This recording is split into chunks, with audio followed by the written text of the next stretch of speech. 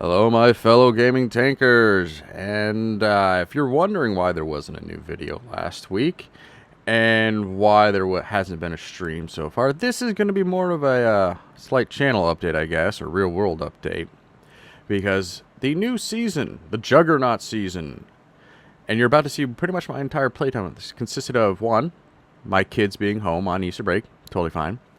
I got sick, kind of had half my sinuses filled with cement.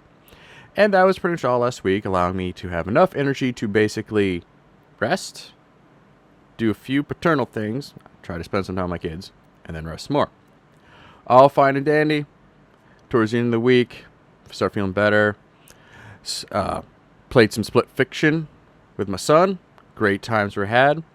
Saturday, I come down to make what is supposed to be this video. Get it, my PS5 and everything ready to record. I look over to my left, and I get to admire the lovely, warped, wet wall. So, after locating the leak that was coming from our heating system, because we have a water boiler heating system, so the water goes through pipes all around the house, heats the house, bada bing, bada boom. Even, slow temperature rise, great, less fire hazard, but if there's a little bit of a leak, we have water damage. And so, instead of recording, I was ripping down ceiling, tearing apart a bit of wall, and setting up fans, increasing temperature, etc. So that was all last week. Well, could have been worse. And that would have been if we had a different heating system. Because then that would probably have been a fire. So, a little water damage, and the minor inconvenience of taking out everything in this room I just set up a few months ago, back out into the basement, which now needs to be reconfigured so I can actually have space to do this. Yeah, because there's carpeting, now wet carpeting from, I think probably this was put in sometime during the 80s, so it is old as need be gotten rid of, but essentially what you just saw was my entire playtime of the new season.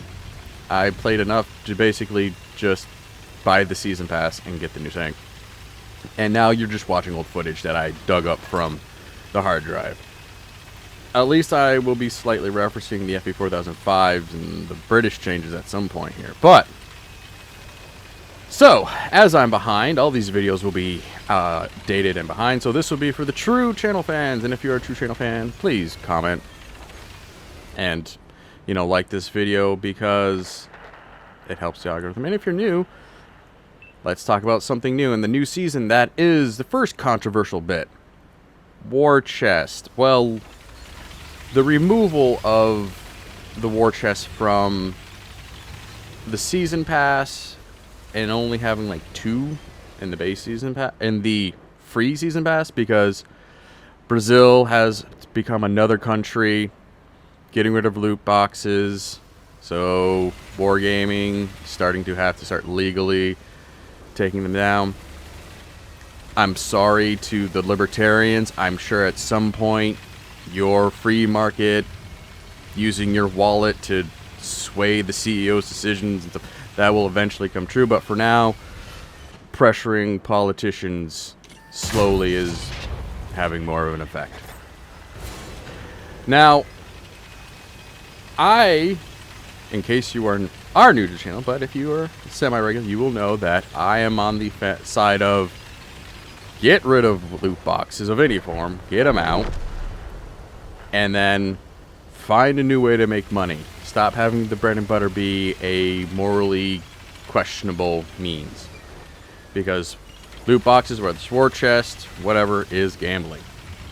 And I realize I come from the United States of, maybe you're crypto, or United States of predictive markets? Speculative markets.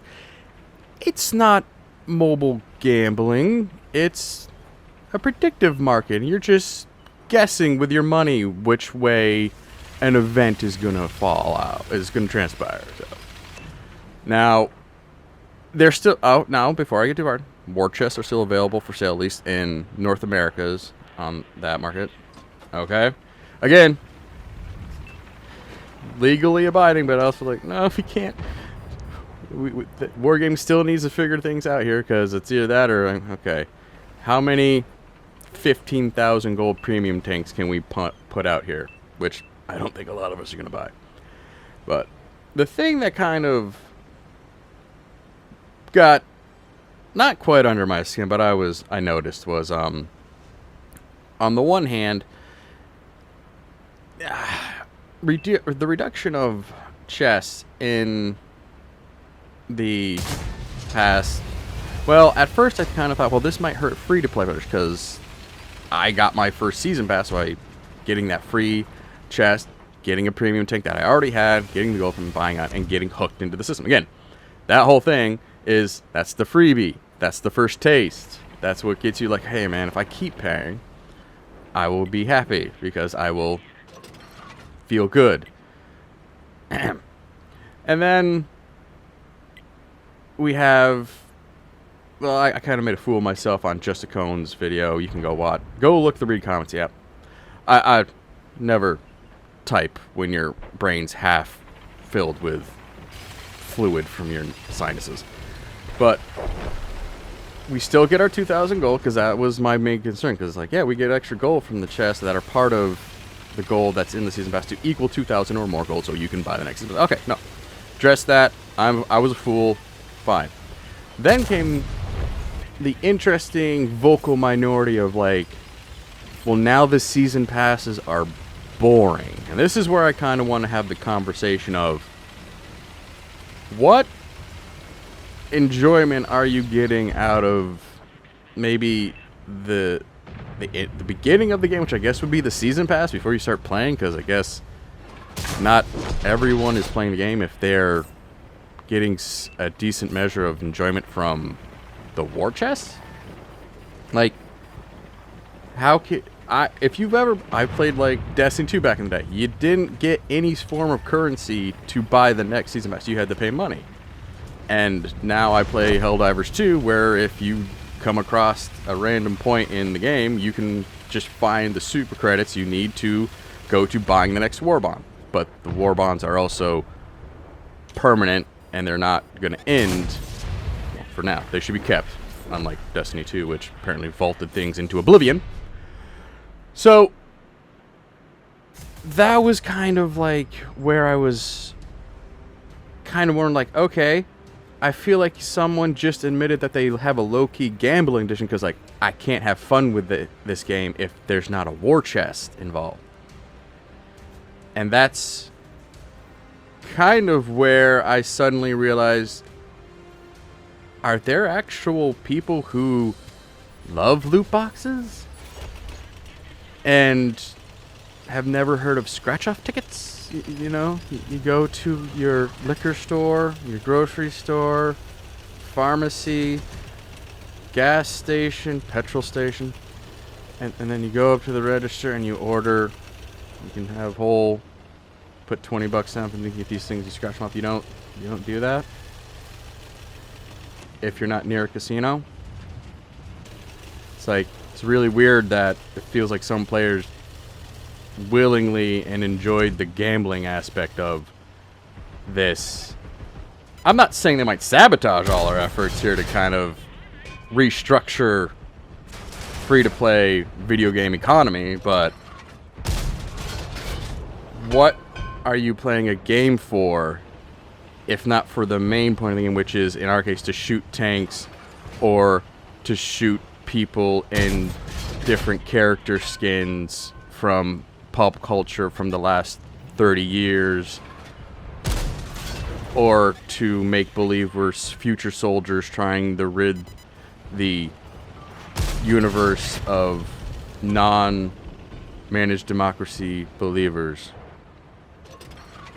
I'm just curious, because if you only enjoy a game for half of it being loot boxes,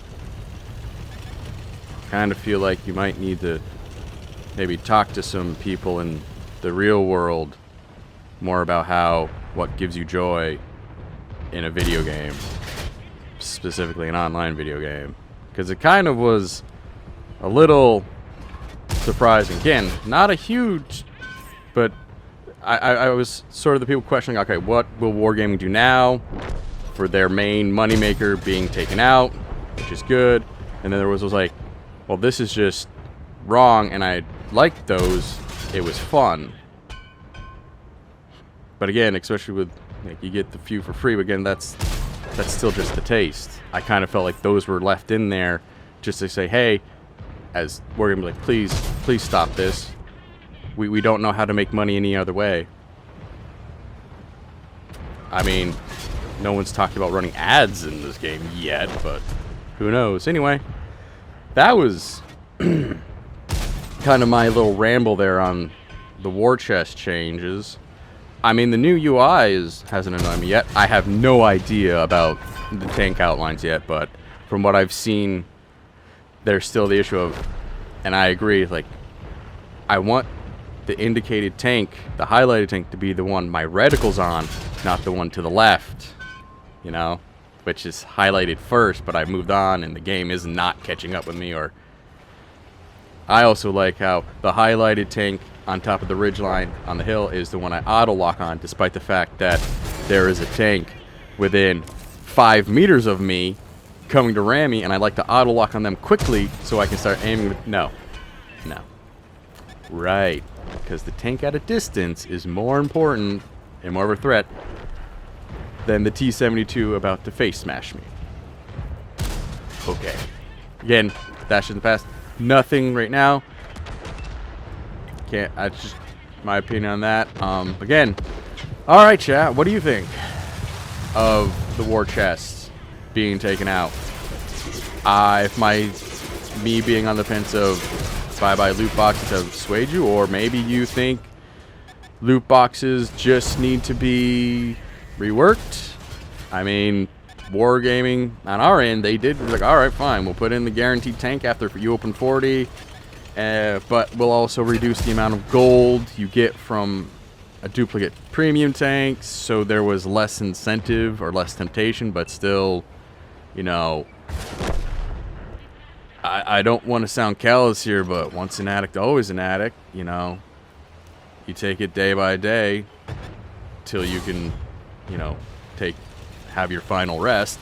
But yeah, this is I do feel it's a, well, Wargaming has taken a step, a forced step, not a voluntary step, and possibly a step that they may, like I said, they still kept them in the game for some to buy, and sort of part of, you get a little nugget there, you get that little taste, so it's like, oh, you're complying within the laws, yes, but at the same time, you're keeping the problem here for what reason? Or do we just need to give them a chance to be like, all right, we got to redefine the economy. It's got to be, I don't know if we're tearing it down and starting over from scratch, but major parts of it are in need of restructure. Comment your thoughts, your week behind thoughts. And if you are excited for the Juggernaut season. Again, also, I would like to remind you, this is going to be like a 2-month-long season, and the season pass is just the beginning of the experience. There's more to come in the weeks, because, well, again, you never know when the next collaboration is going to be announced and what that's going to be. And we have an event starting to come back in, so I don't necessarily understand why people base their whole experience on a video game on the past. I understand it can be significant, but at the same time, we all started this game pretty much to shoot tanks, not to buy season passes. Right? We're not that far along into the only games to play are free to play, right? Online only. Single stories or boring stories, right? We're not that far along yet, right? We haven't fallen that far as a civilization.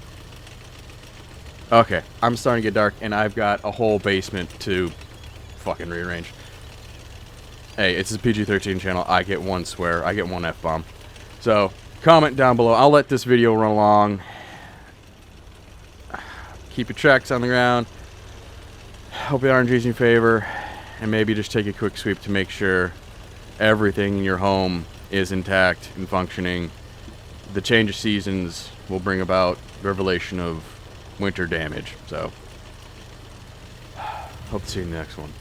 Goodbye.